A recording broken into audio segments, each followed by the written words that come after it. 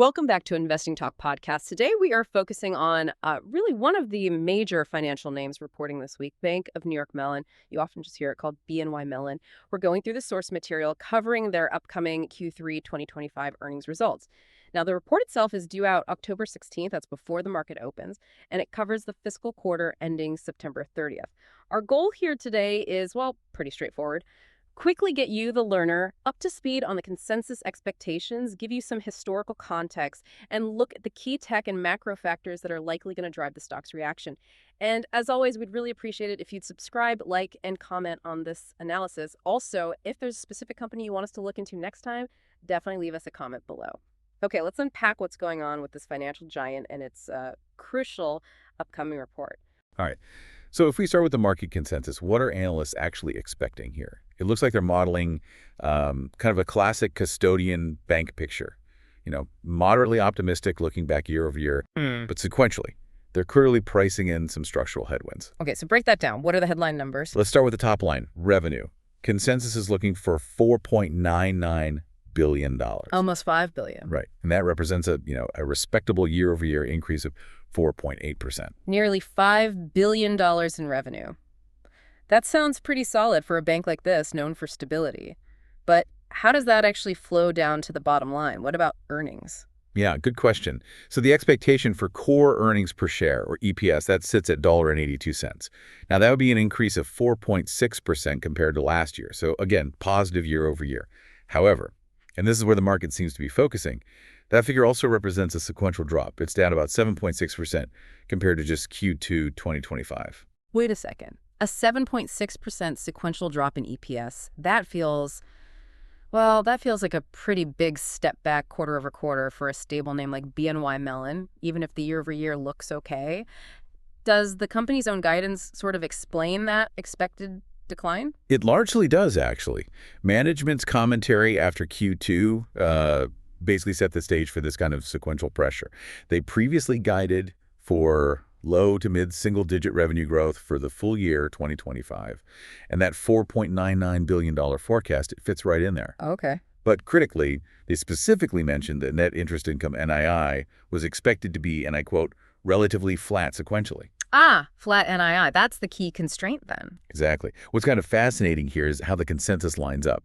Revenue forecast fits the guidance range, but the sequential EPS drop really suggests analysts are thinking, okay, either non-interest expenses are going to tick higher, or that flat NII is just going to, eat up any gains they make on the fee side during Q3.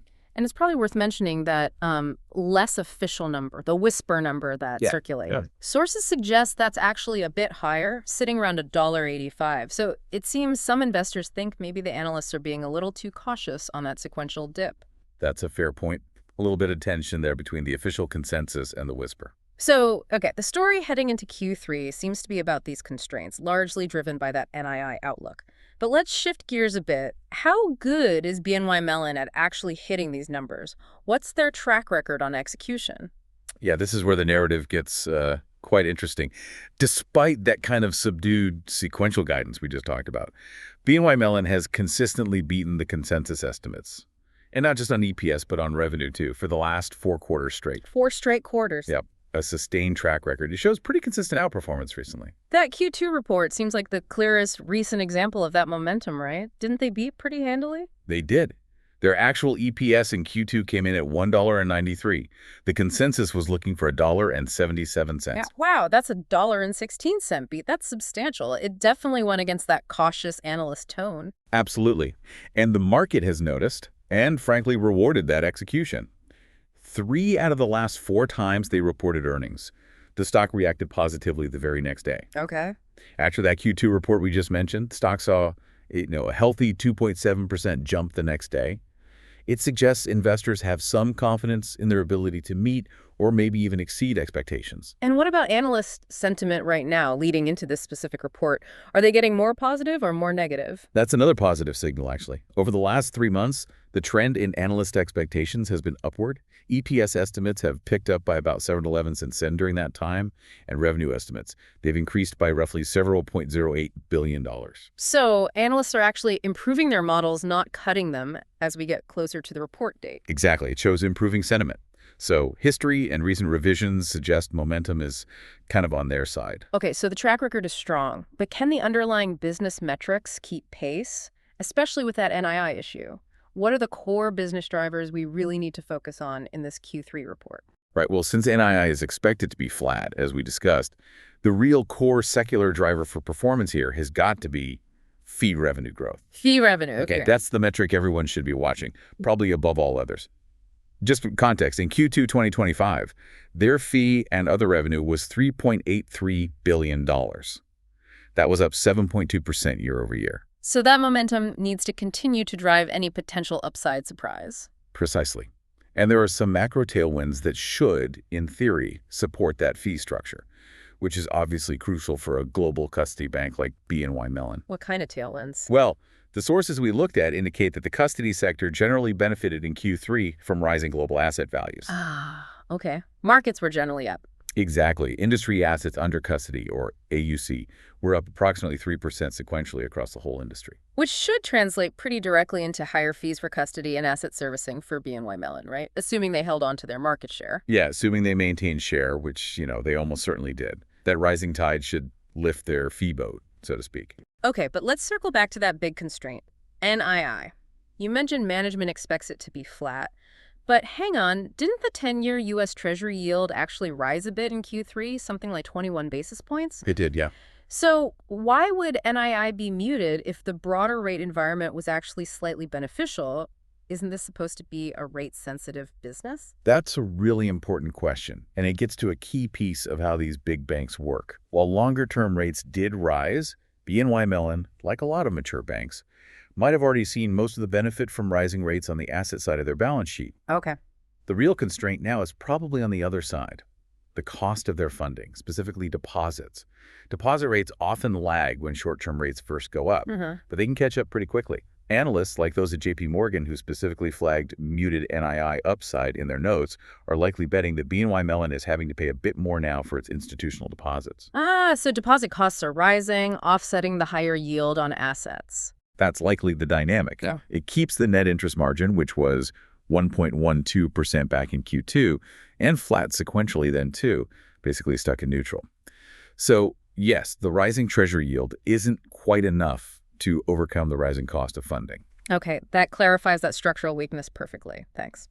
So if NII is essentially a wash, then the only way they realistically beat expectations, maybe hit that $1.85 whisper number, is either through some really aggressive expense control or truly exceptional fee growth beyond what's expected from just rising markets. That's the equation, precisely. So what are they doing strategically then, especially on the expense side, or to find new fee streams? This is where the tech angle comes in, right? I saw some nets on that. Yes, and this connects directly to their longer-term value proposition, not just the quarterly numbers. The sources definitely highlight that BNY Mellon is strategically investing quite heavily in innovation. The goals are twofold: reduce long-term costs and capture new types of fee revenue. Okay, like what specifically? Well, first, on the expense side, think efficiency. They announced a pretty significant 5-year, $10 million collaboration with Carnegie Mellon University. The goal is to advance AI research, and they've established the BNY AI Lab there. $10 million with CMU. That sounds serious. It's not just for show. It seems like a foundational commitment to embedding AI deeper into their core operations, looking for those big structural expense savings down the line. And then there's the payments overhaul.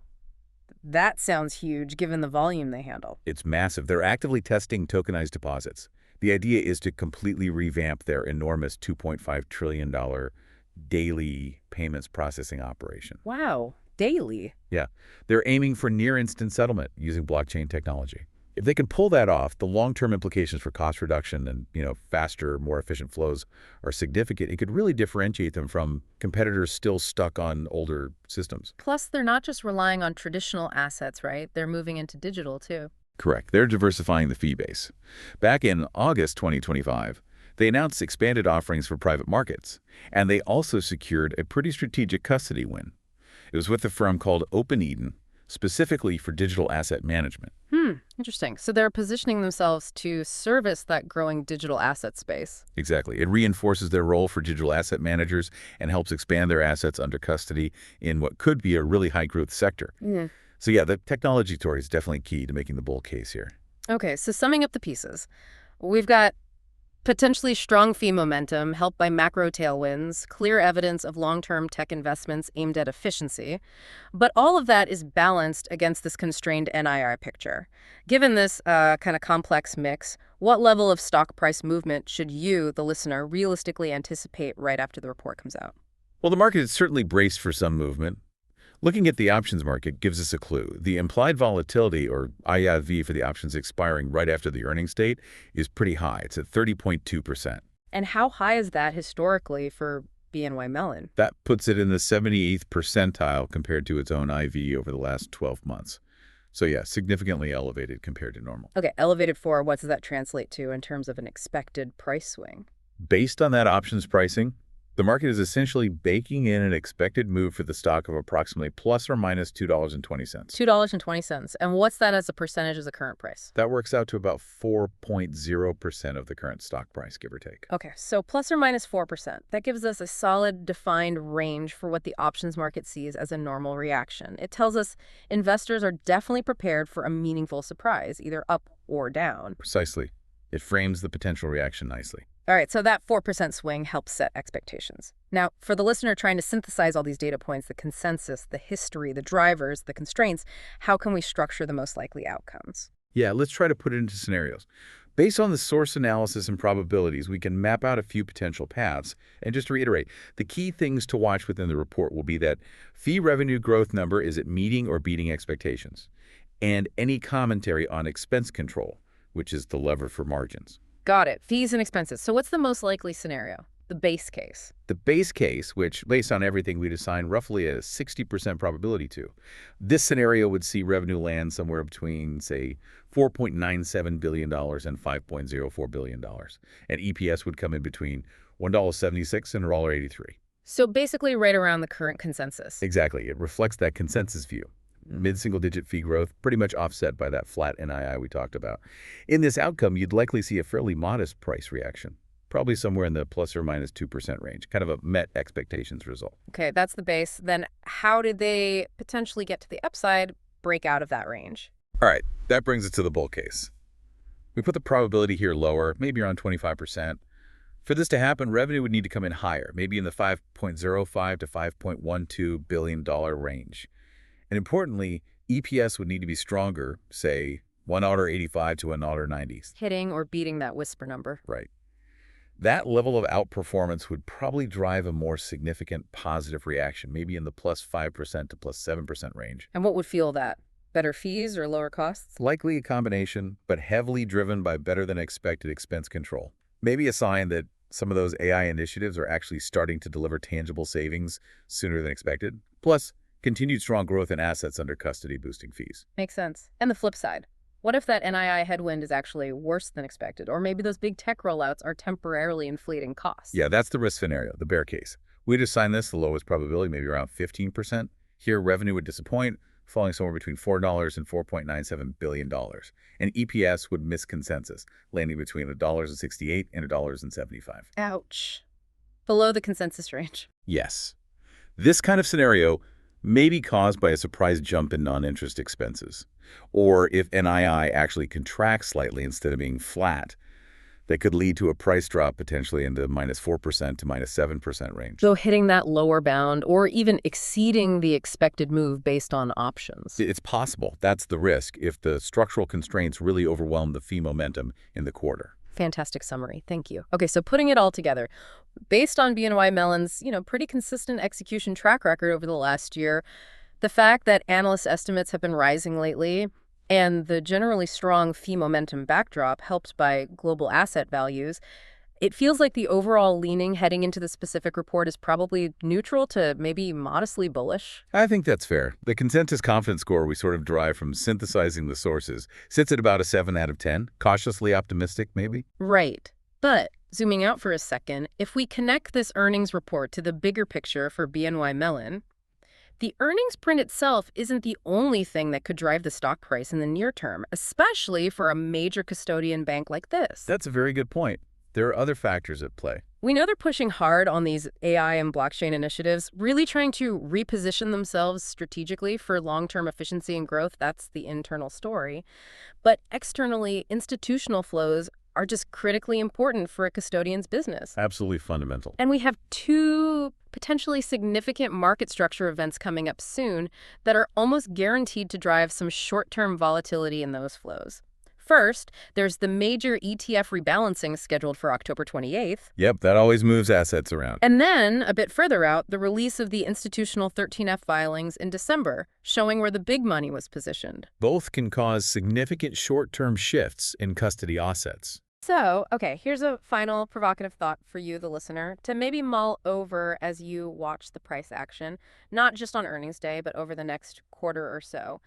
Will BNY Mellon's strategic digital advances, the AI lab, the tokenized payments project, will those internal initiatives be strong enough or visible enough yet to potentially outweigh these larger, more systemic institutional flow trends that are coming down the pike in the next 3 months? Or will the stock price be more dictated by those big external flow events regardless of the company's internal progress? That's something to keep an eye on.